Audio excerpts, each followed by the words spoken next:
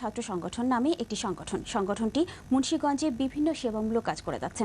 তাদেরই কিছু কর্মকাণ্ডের কথা তুলে ধরছেন আমাদের মুন্সিগঞ্জ প্রতিনিধি মোহাম্মদ আবু সাইদ সোহান।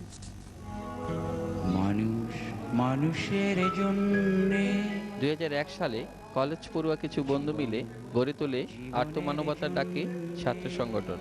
নিজেদের পকেটের টাকা দিয়েই তারা বিভিন্ন সেবামূলক কাজ শুরু করে। দিন দিন তাদের ব্যাপ্তি বাড়ে, নদী ভাঙা মানুষের প্রতি সহযোগিতার হাত বাড়িয়ে দেয় তারা।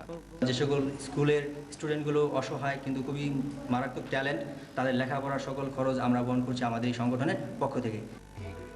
2003 সালে দরিদ্র ও মেধাবী শিক্ষার্থীদের জন্য গঠন করে কনফিডেন্স কোচিং সেন্টার।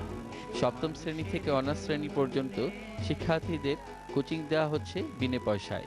মেধাবী শিক্ষার্থীদের উৎসাহিত করতে সংবর্ধনা অনুষ্ঠানের আয়োজন করা হয় নিয়মিত। এখানকার কোচিং সেন্টারের স্যারেরা আমার স্কুলের বেতন এবং যাবতীয় খরচ দিচ্ছে। বিনামূল্যে পড়িয়ে এই কোচিং সেন্টার আমাদের অনেক সাহায্য করছে। দৈনিক নয়াদিগন্তে প্রকাশিত সংবাদ দেখে দুটি কিডনি নষ্ট হয়ে যাওয়া ঢাকা বিশ্ববিদ্যালয়ের বিবিএ পড়ুয়া ছাত্রী শারমিন তাসকিন সিমির জন্য কাজ করছে সংগঠনটি। এরই মধ্যে তার বাবার হাতে কিছু অর্থ তুলে দিয়েছে তারা।